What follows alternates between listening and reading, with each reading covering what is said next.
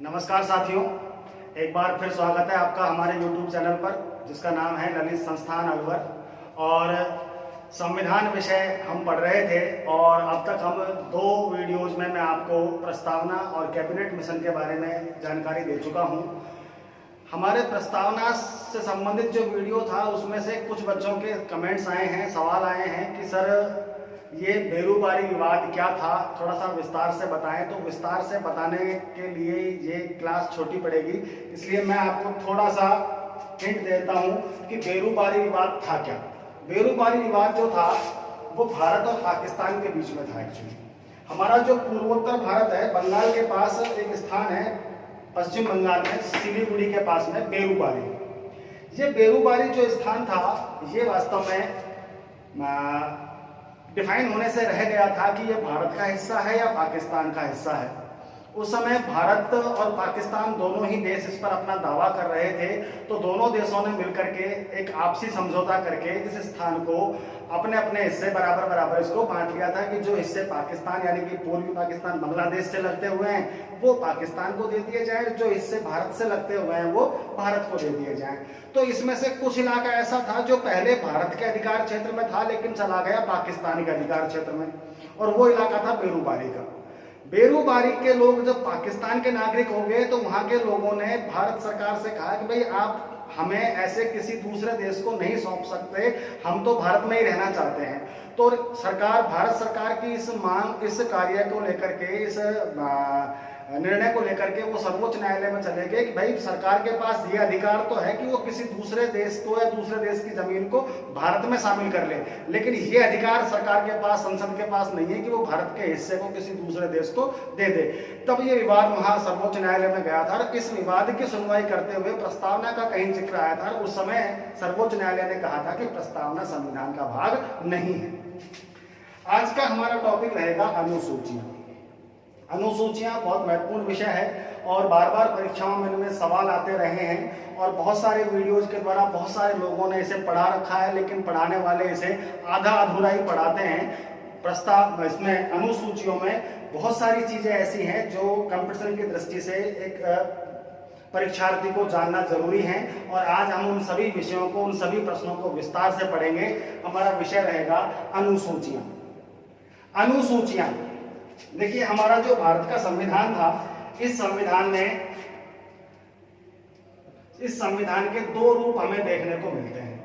एक वो संविधान जो 26 जनवरी 1950 को लागू हुआ था, और एक वो संविधान है जो हमारा आज का है, वर्तमान का है, जिसमें हमने बहुत सारे संशोधन कर दिए हैं। तो इन दोनों रूपों में क्या अंतर है? देखिए 26 जनवरी 1950 को जो हमारा संविधान लागू हुआ था, इस संविधान में भाग थे 22, अनुच्छेद थे 395 और अनुसूचियां थी,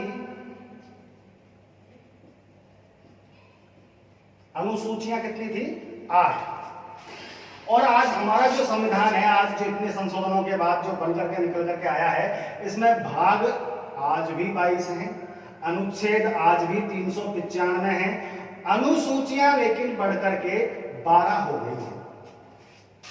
कई किताबों में कई पढ़ाने वाले कहते हैं कि भाग 24 हो गए हैं, अनुच्छेद 365 हो गए हैं, 355 हो गए हैं, वो 455 हो गए हैं, 465 हो गए हैं, 445 हो गए हैं। सब गलत बात है। आप मुझे बताइए कि 396वां अनुच्छेद है क्या? कोई सा नहीं है। क्यों नहीं है?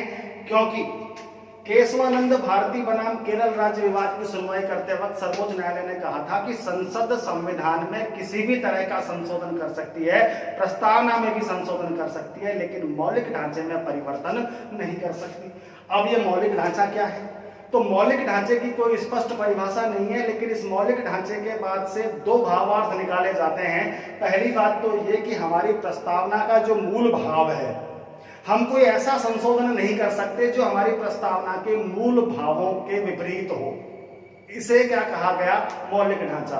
और दूसरा मौलिक ढांचे से अर्थ निकाला जाता है कि जब संविधान का निर्माण हो रहा था तो संविधान का निर्माण करते वक्त सबसे पहले एक समिति थी, सरदार वल्लभ भाई पटेल की अध्यक्षता वाली समिति, जिसका नाम था परामर्श समिति। इस परामर्श समिति ने प्रारूप समिति को संविधान का एक ढांचा बना करके दिया था कि भाई संविधान में इतने भाग होंगे, पहले भाग में इसके बारे में लिखा जाएगा केंद्र शासित प्रदेश और राज्यों की संख्या, उनका नाम का उल्लेख, दूसरे भाग में नागरिकता के बारे में, तीसरे भाग में मौलिक अधिकार, चौथे भाग में नीति दिशा तत्व, ये सब बातें लिख करके बढ़ा करके दी थी किसने?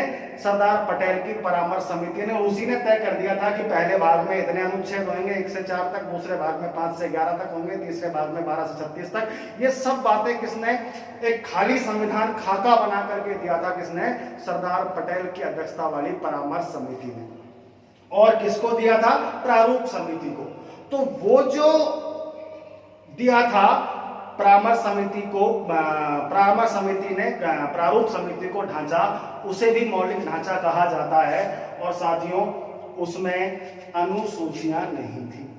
अनुसूचियों को शामिल किया गया है संविधान के दूसरे वाचन के दौरान। जब संविधान सभा में संविधान का दूसरा वाचन चल रहा था, उस समय संविधान निर्माताओं के ध्यान में आया कि बहुत सारी बातें ऐसी हैं जो संविधान में होनी चाहिए थी, जो अनुच्छेदों में लिखने से रह गई। तो क्या संविधान का जो ढांचा है, जो खाका है, वो परामर्श समिति के द्वारा दोबारा बनवाया जाए, फिर प्रारूप समिति इसको दोबारा से लिखे और फिर इसका पहला वाचन फिर से करवाया जाए? बहुत लंबा समय निकल जाएगा। और भारत आजाद हो चुका है, अंग्रेज भारत छोड़ करके चले गए हैं, अभी भी हम 1935 के अधिनियम के अनुसार भारत का शासन कार्य कर रहे थे। तो उस समय संविधान निर्माताओं ने तय किया कि ऐसा करते हैं, जो बातें संविधान में लिखने से रह गई हैं, उन्हें हम एक नई हेडिंग के द्वारा पीछे जोड़ देते हैं, और उस हेडिंग को नाम दिया गया अनुसूचियां। यही कारण है कि भाग 22 हैं, 23वां कोई भाग नहीं बना है। हमने नए भाग जोड़े हैं तो भागों के भाग बना दिए, जैसे 4 में 4A जोड़ दिया, 9 में 9A जोड़ दिया। इस प्रकार जो है भागों के भाग बना दिए, लेकिन हमने 23वां भाग नहीं जोड़ा। इसी प्रकार अनुच्छेद 395 थे, 395 हैं, और भविष्य में भी 395 ही रहेंगे। हमने कोई 396 में अनुच्छेद नहीं जोड़ा है। हमें नया अनुच्छेद जोड़ना पड़ा तो हमने उन्हीं के भाग बना दिए, जैसे अनुच्छेद 51 में 51A जोड़ दिया, अनुच्छेद 243 में 17-18 भाग जोड़ दिए। वो सब इसीलिए जोड़े क्योंकि हम मौलिक ढांचे में परिवर्तन नहीं कर सकते। लेकिन जिस दिन संविधान लागू हुआ था, उस समय अनुसूचियों की संख्या थी 8, और वर्तमान में अनुसूचियों की संख्या है 10-12, और ये 12 बढ़ गई। क्यों बढ़ गई? क्योंकि अनुसूचियों को हम मौलिक ढांचे में शामिल नहीं करते हैं। तो साथियों, हम पढ़ेंगे आज अनुसूचियां, और अनुसूचियां जो हैं बहुत महत्वपूर्ण विषय है हमारे संविधान की दृष्टि से, परीक्षा की दृष्टि से। इसमें से बहुत सवाल बन करके आते हैं। तो सबसे पहले शुरू करते हैं पहली अनुसूची से। प्रथम अनुसूची। पहली अनुसूची में उल्लेख किया गया है भारत संघ के राज्य, भारत संघ के राज्य व केंद्र शासित प्रदेशों की संख्या व उनके नाम। चाहे वो अनुच्छेद भाग 1 होए और चाहे वो पहली अनुसूची हो, दोनों में ही भारत संघ के राज्य और केंद्र शासित प्रदेशों के बारे में लिखा गया है। अनुसूची में उनके नाम और उनकी संख्या का उल्लेख किया गया है। तो जिस दिन हमारा संविधान लागू हुआ था 26 जनवरी 1950 को, 26 जनवरी 1950 को हमारे देश में राज्यों की संख्या थी 13 और केंद्र शासित प्रदेश, केंद्र शासित प्रदेश थे 5। लेकिन जब हमारे देश में राज्यों का पुनर्गठन किया गया और 1 नवंबर 1956 को जब राज्य पुनर्गठन अधिनियम पारित हो गया, तो हमारे देश में राज्यों की संख्या हो गई 14 और केंद्र शासित प्रदेशों की संख्या हो गई 6। और कालांतर में यह संख्या धीरे धीरे बढ़ती हमारे देश में एक समय ऐसा भी आया जब 29 राज्य और 9 केंद्र शासित प्रदेश हो गए थे। लेकिन आज वर्तमान में हमारे देश में 28 राज्य हैं और 8 केंद्र शासित प्रदेश हैं। जैसा कि आप जानते हैं, एक हमारा राज्य था जम्मू कश्मीर। जम्मू कश्मीर राज्य को राज्य का दर्जा हटा करके उसे केंद्र शासित प्रदेश बना दिया। जम्मू कश्मीर जो राज्य था हमारी भारतीय संसद के द्वारा 5 अगस्त 2019 को इस जम्मू कश्मीर जो हमारा राज्य हुआ करता था, इस जम्मू कश्मीर राज्य के 2 टुकड़े कर दिए और टुकड़े करके एक 2 केंद्र शासित प्रदेश बना दिए। एक का नाम रख दिया जम्मू कश्मीर और दूसरे का नाम रख दिया लद्दाख।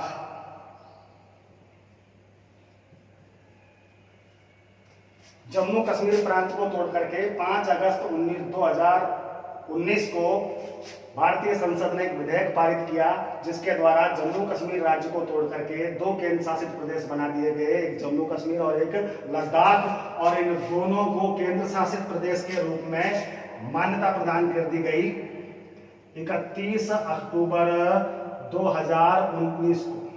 31 अक्टूबर को होता है हमारे देश में सरदार पटेल की जयंती मनाई जाती है, और इस दिन जो है हमने जम्मू कश्मीर और लद्दाख को तोड़ करके 2 केंद्र शासित प्रदेशों के रूप में मान्यता प्रदान कर दी। ऐसा ही हुआ हमारे देश में केंद्र शासित प्रदेशों के साथ। जो केंद्र शासित प्रदेश 7 थे, बढ़कर कितने हो गए हैं? 9 हो गए, लेकिन 9 में से फिर वापस से 8 हो गए। और 8 हुए तो कैसे हुए कि हमारे देश में 2 केंद्र शासित प्रदेश कौन कौन से हैं? वैसे कुल सारे प्रदेश कौन कौन से हैं? एक तो है दिल्ली, एक है चंडीगढ़, एक केंद्र शासित प्रदेश है हमारा पुदुचेरी, जिसे पहले पांडिचेरी कहा करते थे। पांडिचेरी का एक नाम बदलकर क्या रख दिया है? पुदुचेरी। और फिर एक था हमारा लक्षद्वीप, 1 2 3 4। फिर एक था हमारा दमन दीव, फिर एक था हमारा दादर व नगर हवेली, एक था हमारा 6 अंडमान निकोबार। कौन सा था? अंडमान निकोबार। ये 7 केंद्र शासित प्रदेश थे। फिर इनमें 2 जुड़ गए। 2 कौन कौन से जुड़ गए? 8वां जुड़ गया आपका जम्मू एंड कश्मीर और 9वां जुड़ गया लद्दाख।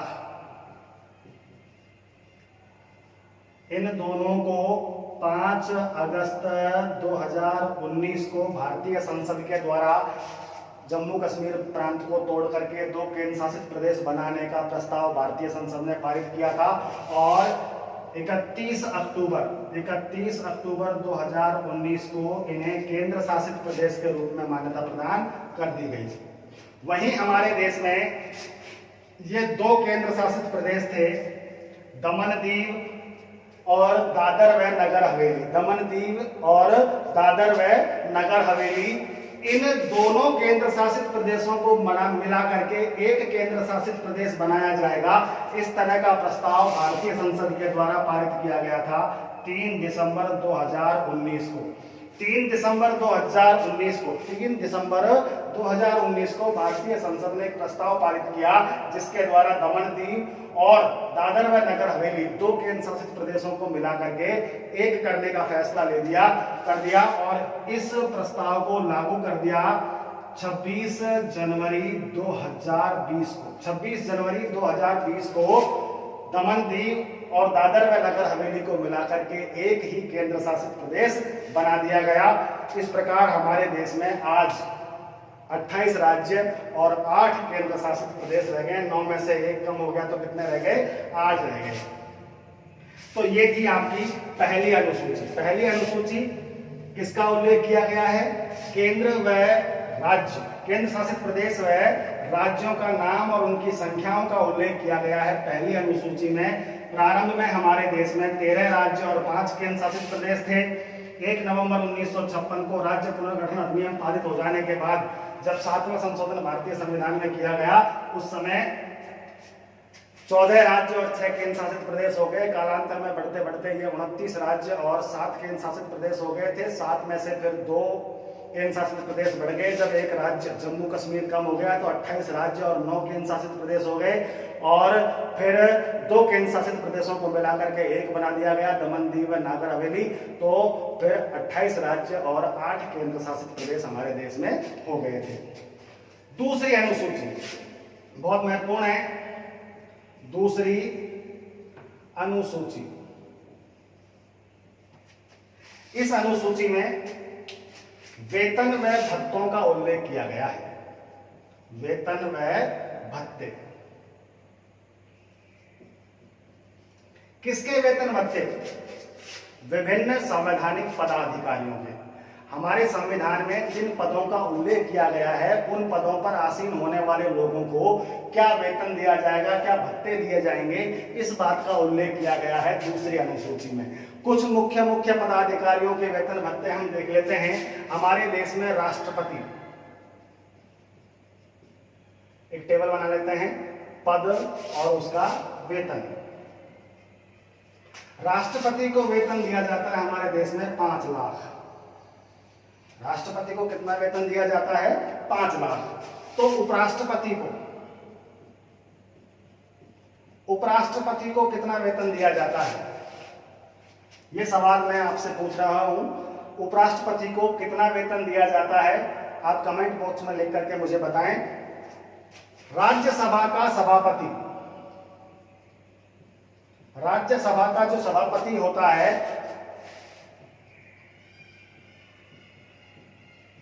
इसे 4 लाख वेतन दिया जाता है, और जितना राज्यसभा के सभापति को दिया जाता है उतना ही वेतन लोकसभा के अध्यक्ष को भी दिया जाता है। लोकसभा के अध्यक्ष को भी कितना वेतन दिया जाता है? 4 लाख। तो राज्यसभा के उपसभापति को कितना वेतन दिया जाता है? 3.5 लाख। तो इसी प्रकार फिर लोकसभा के उपाध्यक्ष, लोकसभा के उपाध्यक्ष को भी कितना? 3.5 लाख, यानी कि 3,50,000 रुपए वेतन दिया जाता है। और इतना ही वेतन दिया जाता है राज्यों के राज्यपाल को। राज्यपाल को भी कितना दिया जाता है? 3.5 लाख, यानी कि 3.5 लाख रुपए वेतन दिया जाता है। किसे? राज्यसभा के वो राज्यों के राज्यपाल को। फिर आता है आपका सर्वोच्च न्यायालय का मुख्य न्यायाधीश।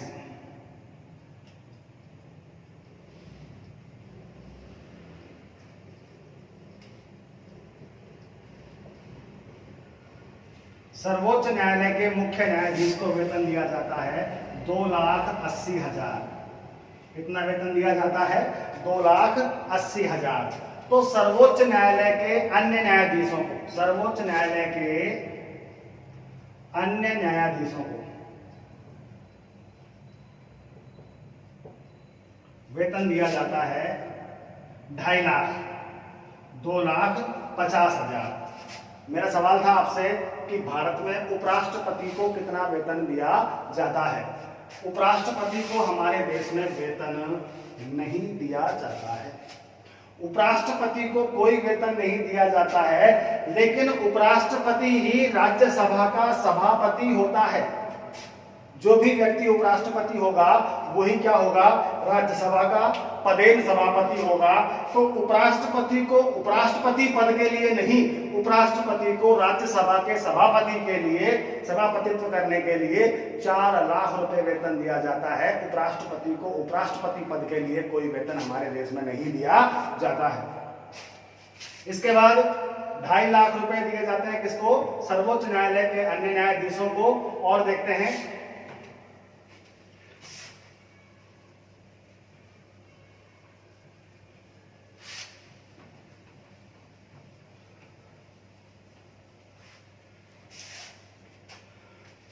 सर्वोच्च न्यायालय के अन्य न्यायाधीशों को 2.5 लाख रुपए वेतन दिया जाता है। तो हमारे जो केंद्रीय आयोग हैं,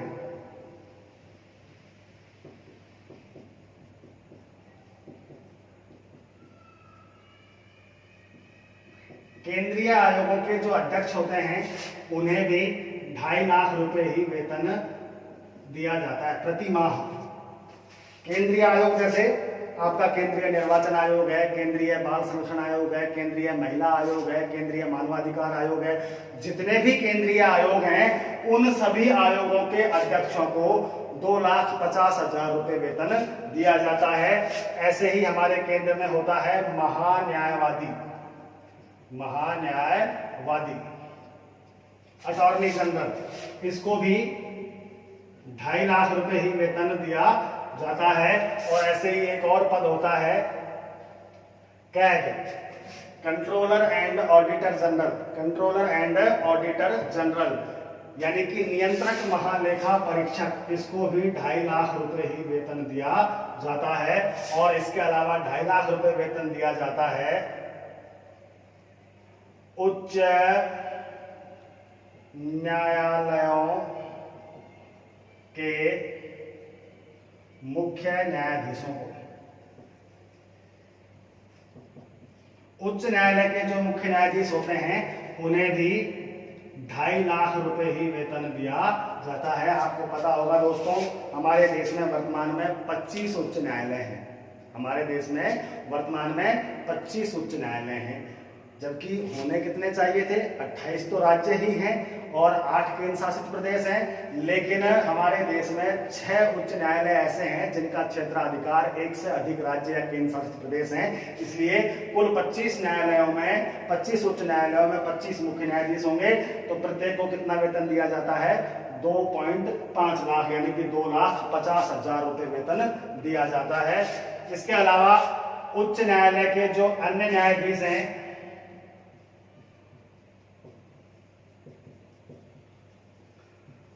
उच्च न्यायालय के अन्य न्यायाधीशों को दिया जाता है 2,25,000, 2.25 लाख, यानी कि 2,25,000 रुपए वेतन दिया जाता है उच्च न्यायालय के अन्य न्यायाधीशों को। और ऐसे ही जितने भी राज्य आयोग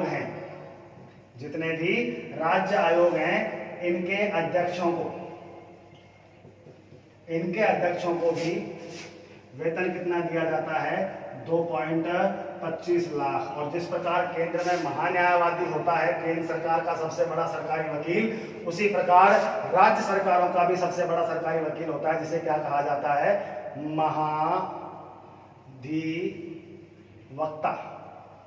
महाधिवक्ता को भी कितना वेतन दिया जाता है? 2.25 लाख, 2,25,000 रुपए वेतन महाधिवक्ता को दिया जाता है। तो दोस्तों, हम पढ़ रहे थे कौन सी अनुसूची? दूसरी अनुसूची। और दूसरी अनुसूची में किसका उल्लेख किया गया है? वेतन और भत्तों का उल्लेख किया गया है। कौन सी अनुसूची में? दूसरी अनुसूची में। और वेतन भत्ते किसके भाई? विभिन्न संवैधानिक पदाधिकारियों के। हमारे संविधान में जिन पदों का उल्लेख किया गया है उन पदों पर आसीन होने वाले व्यक्तियों को कितना वेतन दिया जाएगा, इस बात का उल्लेख किया गया है संविधान की दूसरी अनुसूची में। राष्ट्रपति को वेतन दिया जाता है 5 लाख, उपराष्ट्रपति को कुछ नहीं, लेकिन उपराष्ट्रपति को राज्यसभा के सभापति के रूप में वेतन मिलता है 4 लाख, लोकसभा के अध्यक्ष को भी 4 लाख और राज्यसभा के उपसभापति को 3.5 लाख, 3,50,000। ऐसे ही लोकसभा के उपाध्यक्ष को भी 3.5 लाख और इसी प्रकार राज्यपाल को भी 3.5 लाख वेतन दिया जाता है। सर्वोच्च न्यायालय के मुख्य न्यायाधीश को 2,80,000 वेतन दिया जाता है। सर्वोच्च न्यायालय का मुख्य न्यायाधीश का जो वेतन है वो किसी और अधिकारी का नहीं है, इसलिए इसे थोड़ा अलग से याद रखेंगे। राष्ट्रपति 5 लाख, उपराष्ट्रपति कुछ नहीं, लोकसभा और राज्यसभा के जो अध्यक्ष सभापति हैं उन्हें 4 लाख, उपसभापति जो हैं उन्हें 3.5 लाख, राज्यपालों को भी 3.5 लाख। तो सर्वोच्च न्यायालय के मुख्य न्यायाधीश को 2,80,000, सर्वोच्च न्यायालय के अन्य न्यायाधीशों को 2.5 लाख, महान्यायवादी को 2.5 लाख, नियंत्रक महालेखा परीक्षक यानी कि कंट्रोलर एंड ऑडिटर जनरल को यानी कि कैग को 2.5 लाख, उच्च न्यायालयों के मुख्य न्यायाधीशों को भी 2.5 लाख वेतन दिया जाता है और उच्च न्यायालय के अन्य न्यायाधीशों को 2.25 लाख वेतन दिया जाता है। जितने भी राज्य आयोग हैं, चाहे वो राज्य निर्वाचन आयोग है, चाहे वो राज्य महिला आयोग है, चाहे वो राज्य जाति आयोग है, चाहे वो राज्य SC/ST आयोग है, चाहे वो राज्य बाल संरक्षण आयोग है, चाहे वो कोई सा भी राज्य आयोग हो, सभी आयोगों के अध्यक्षों को वेतन दिया जाता है 2.25 लाख यानी कि 2,25,000, 2.25 लाख रुपए। और इसी प्रकार जैसे राज्य केंद्र में महान्यायवादी होता है, उसी प्रकार राज्य में महाधिवक्ता होता है,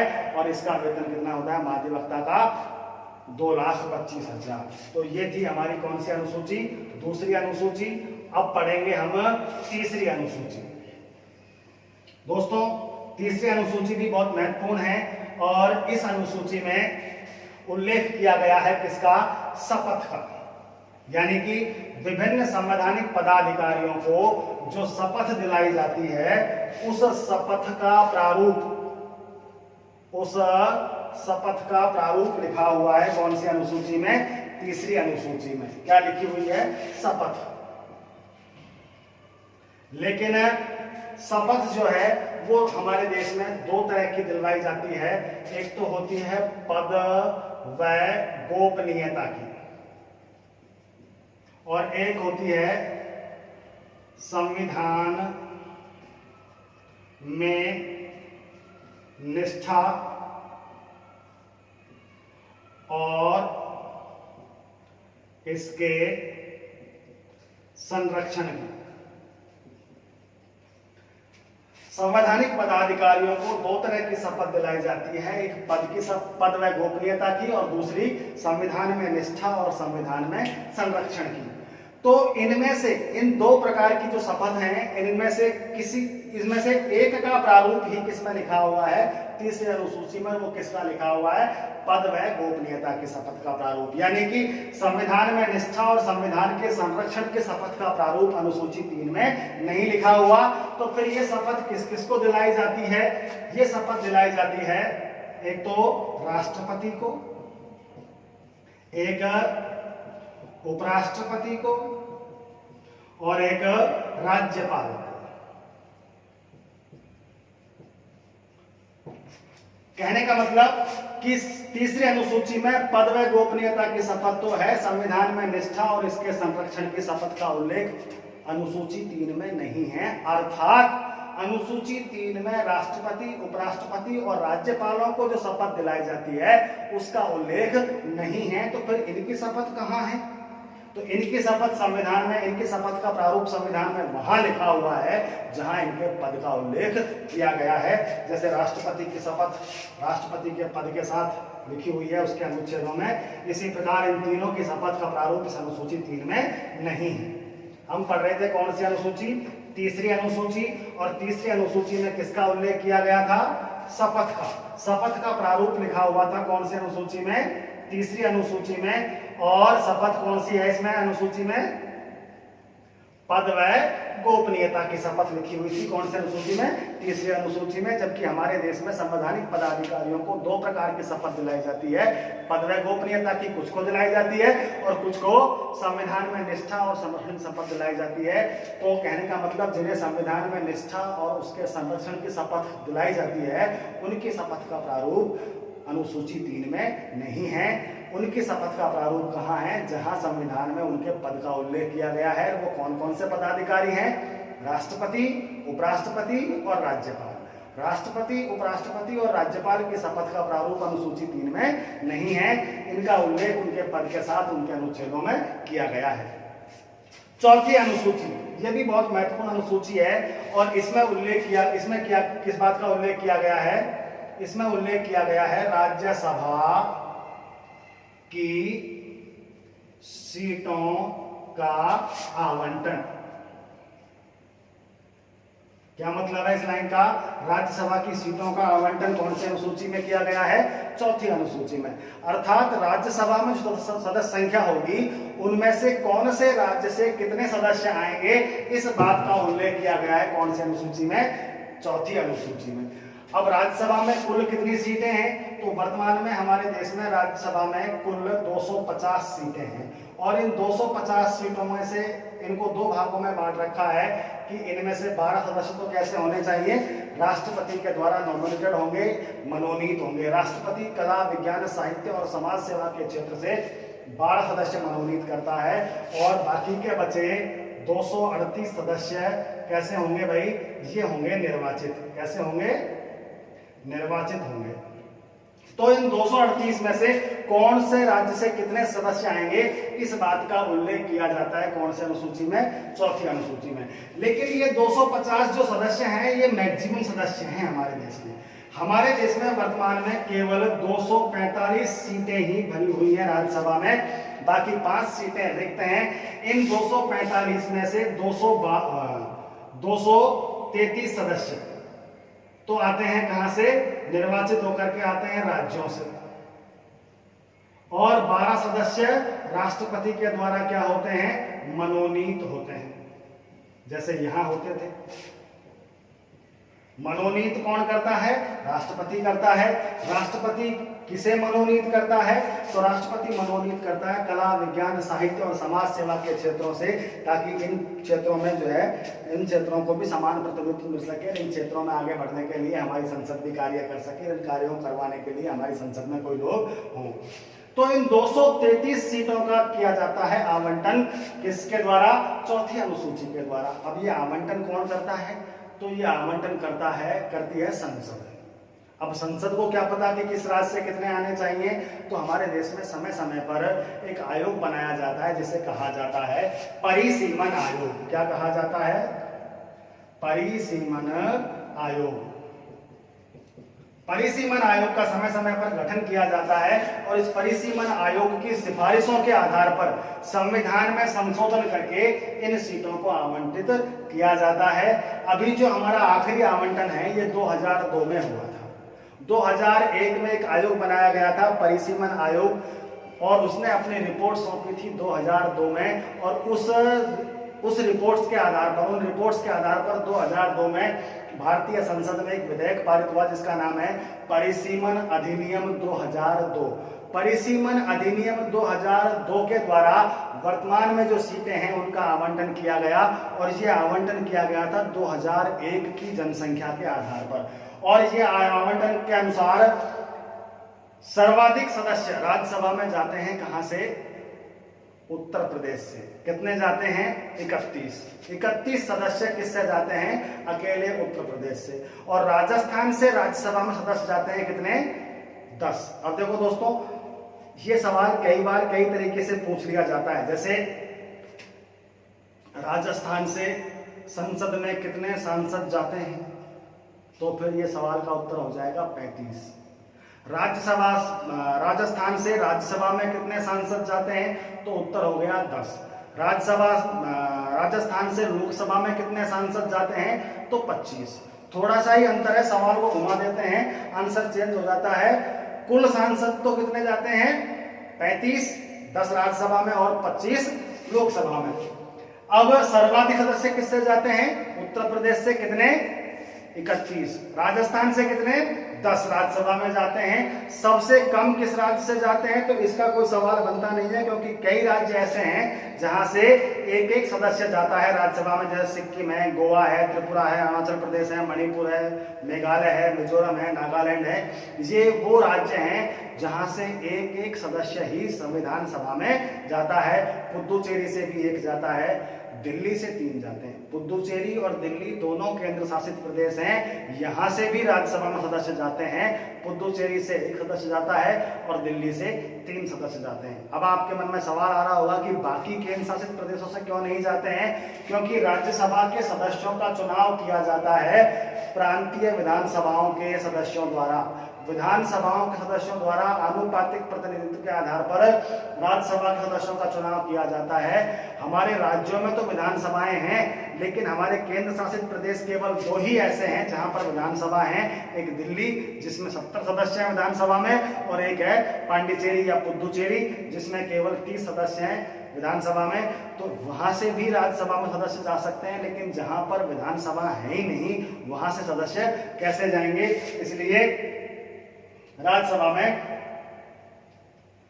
कितने सदस्य जाते हैं, पांडिचेरी से 1 और दिल्ली से 3। सर्वाधिक सदस्य कहां से जाते हैं, उत्तर प्रदेश से कितने। अब देखिए सर्वाधिक सर्वाधिक, चाहे कोई लोकसभा सदस्य पूछ ले, चाहे कोई राज्यसभा सदस्य पूछ ले, सर्वाधिक एमएलए कौन से राज्य में है, सर्वाधिक न्यायाधीश कौन से उच्च न्यायालय में है, तो इन सब का उत्तर क्या आ जाएगा, उत्तर प्रदेश। सर्वाधिक जनसंख्या भी कहाँ है, उत्तर प्रदेश में है, इसलिए सर्वाधिक संख्या बल कहाँ से होगा, उत्तर प्रदेश से ही होगा। तो ये थी हमारी चौथी अनुसूची। तो दोस्तों, अनुसूचियों को बाकियों को हम पढ़ेंगे अगले वीडियो में। ये आपको टॉपिक कैसा लगा हमें कमेंट बॉक्स में लिख करके जरूर बताएं। आज हमने पढ़ी थी अनुसूचियां, एक बार फिर से दोहरा लेते हैं। पहली अनुसूची, इस अनुसूची में राज्य और केंद्र शासित प्रदेश और उनका नाम और उनकी संख्या का उल्लेख किया गया है। कौन सी अनुसूची में, पहली अनुसूची में। पहली अनुसूची के अनुसार प्रारंभ में हमारे देश में जब संविधान लागू हुआ था तब 13 राज्य और 5 केंद्र शासित प्रदेश थे। फिर 1 नवंबर 1956 को जब राज्य पुनर्गठन अधिनियम पारित हुआ तब 7वां संशोधन किया गया संविधान में, तो राज्यों की संख्या 14 हो गई थी और केंद्र शासित प्रदेशों की संख्या 6 हो गई थी। फिर धीरे धीरे बढ़ते बढ़ते ये 29 राज्य और 7 केंद्र शासित प्रदेश हो गए थे। फिर एक समय ऐसा आया जब 5 अगस्त 2019 को भारतीय संसद ने एक विधेयक पारित करके जम्मू कश्मीर को राज्य का दर्जा हटा करके उसके टुकड़े करके उसे 2 केंद्र शासित प्रदेशों में बांट दिया, एक जम्मू कश्मीर और एक लद्दाख। तो जिसे हमने मान्यता दी थी 31 अक्टूबर 2019 को जम्मू कश्मीर और लद्दाख को केंद्र शासित प्रदेश के रूप में मान्यता मिल गई। ये अधिनियम लागू हो गया। तब हमारे देश में 28 राज्य और 9 केंद्र शासित प्रदेश हो गए थे। लेकिन 3 दिसंबर 2019 को एक और विधेयक भारतीय संसद में पारित हुआ जिसके द्वारा दमन, दीव व दादर और नगर हवेली को मिलाकर के, जो 2 अलग केंद्र शासित प्रदेश थे, मिलाकर के एक केंद्र शासित प्रदेश बना दिया गया। तो 28 राज्य और 8 केंद्र शासित प्रदेश रह गए और इस दमन, दीव व दादर नगर हवेली को हमने एक ही केंद्र शासित प्रदेश के रूप में मान्यता प्रदान कर दी 26 जनवरी 2020 को। फिर हमने पढ़ी थी दूसरी अनुसूची। दूसरी अनुसूची में वेतन भत्तों का उल्लेख किया गया है। वेतन भत्ते के लिए भाई संवैधानिक पदाधिकारियों को, राष्ट्रपति को कितना दिया जाता है, 5 लाख रुपए वेतन दिया जाता है। उपराष्ट्रपति को उपराष्ट्रपति पद के लिए नहीं, राज्यसभा के सभापति के रूप में 4 लाख रुपए वेतन दिया जाता है। लोकसभा के अध्यक्ष को भी 4 लाख रुपए वेतन दिया जाता है। लोकसभा व राज्यसभा के उपसभापतियों को या उपाध्यक्षों को 3.5 लाख रुपए वेतन दिया जाता है। राज्यपाल को भी 3.5 लाख रुपए वेतन दिया जाता है। इसके अलावा सर्वोच्च न्यायालय के मुख्य न्यायाधीश को 2,80,000 रुपए वेतन दिया जाता है। सर्वोच्च न्यायालय के अन्य न्यायाधीशों को 2,50,000 रुपए वेतन दिया जाता है। जितने भी केंद्रीय आयोग हैं उनके अध्यक्षों को भी 2,50,000 रुपए वेतन दिया जाता है। नियंत्रक, महालेखा परीक्षक, कंट्रोलर एंड ऑडिटर जनरल यानी कि कैग को भी 2,50,000 रुपए वेतन दिया जाता है। महान्यायवादी यानी कि अटॉर्नी जनरल को भी 2.5 लाख रुपए वेतन दिया जाता है। और उच्च न्यायालयों के मुख्य न्यायाधीशों को भी 2.5 लाख रुपए वेतन दिया जाता है। उच्च न्यायालय के अन्य न्यायाधीशों को 2.25 लाख रुपए वेतन दिया जाता है और राज्य आयोगों के अध्यक्षों को भी 2.25 लाख रुपए वेतन दिया जाता है और महाधिवक्ता को भी 2.25 लाख रुपए वेतन दिया जाता है। फिर हमने पढ़ी थी तीसरी अनुसूची। तीसरी अनुसूची में शपथ के प्रारूप का उल्लेख किया गया है, लेकिन इसमें केवल पद व गोपनीयता की शपथ का प्रारूप है। इसमें संविधान में निष्ठा और संविधान के संरक्षण की शपथ का प्रारूप का उल्लेख नहीं किया गया है। अर्थात राष्ट्रपति, उपराष्ट्रपति और राज्यपाल की शपथ का प्रारूप इस तीसरी अनुसूची में नहीं है। फिर हमने पढ़ी थी चौथी अनुसूची। चौथी अनुसूची में राज्यसभा की सीटों के आवंटन का उल्लेख किया गया है। राज्यसभा की सीटें कितनी हैं? कुल 250 हैं। 250 में से 12 राष्ट्रपति के द्वारा नॉमिनेट होती हैं और बाकी के 238 निर्वाचित होने चाहिए, लेकिन वर्तमान में 250 में से केवल 245 सीटों का ही आवंटन किया हुआ है। तो इनमें से 245 में से 12 सीटें तो राष्ट्रपति के द्वारा मनोनीत होती हैं। शेष बची 233 सीटें राज्यों को आवंटित की हुई हैं। राज्यों को आवंटित की हुई हैं तो सर्वाधिक सीटें आवंटित हुई हैं किसे? उत्तर प्रदेश को। राजस्थान के हिस्से में 10 सीटें आती हैं। इसके अलावा सिक्किम, गोवा, त्रिपुरा, अरुणाचल प्रदेश, मणिपुर, मेघालय, मिजोरम और नागालैंड को 1-1 सीटें दी हुई हैं। दिल्ली केंद्र शासित प्रदेश है, इसके पास 3 सीटें हैं और पुदुचेरी भी एक केंद्र शासित प्रदेश है, इससे भी राज्यसभा में एक सदस्य जाता है। इसके अलावा राज्यसभा में सीटों का आवंटन संसद के द्वारा किया जाता है। संसद परिसीमन आयोग की सिफारिशों के आधार पर सीटों में परिवर्तन करती है। पिछला परिवर्तन, अभी जो लास्ट परिवर्तन हुआ है वो 2002 में हुआ था। 2002 में भारतीय संसद ने एक विधेयक पारित किया था जिसका नाम था परिसीमन अधिनियम 2002, जिसके द्वारा सीटों का यह आवंटन किया गया था। और ये संशोधन हुआ था परिसीमन आयोग 2002 की सिफारिशों के आधार पर। और ध्यान रहे 2026 तक राज्यसभा की सीटें इतनी ही रहेंगी, क्योंकि अगला परिसीमन आयोग 2026 में गठित किया जाएगा। तो जब तक परिसीमन आयोग का गठन नहीं होगा, संसद इन सीटों में संशोधन नहीं कर सकती। 2026 तक ये सीटें अपरिवर्तनीय रहेंगी। हमारा वीडियो जैसा भी आपको कैसा लगा कमेंट बॉक्स में लिखें। हमारे चैनल को लाइक करें, सब्सक्राइब करें। बहुत बहुत धन्यवाद। अगला वीडियो जल्द ही आपको दिया जाएगा जिसमें बाकी की अनुसूचियां पढ़ाई जाएंगी। अगर कोई टॉपिक समझ में नहीं आई हो, कोई बात समझ में नहीं आई हो, तो आप कमेंट बॉक्स में लिख करके हमसे पूछ सकते हैं। मैं आपको जरूर जवाब दूंगा। धन्यवाद।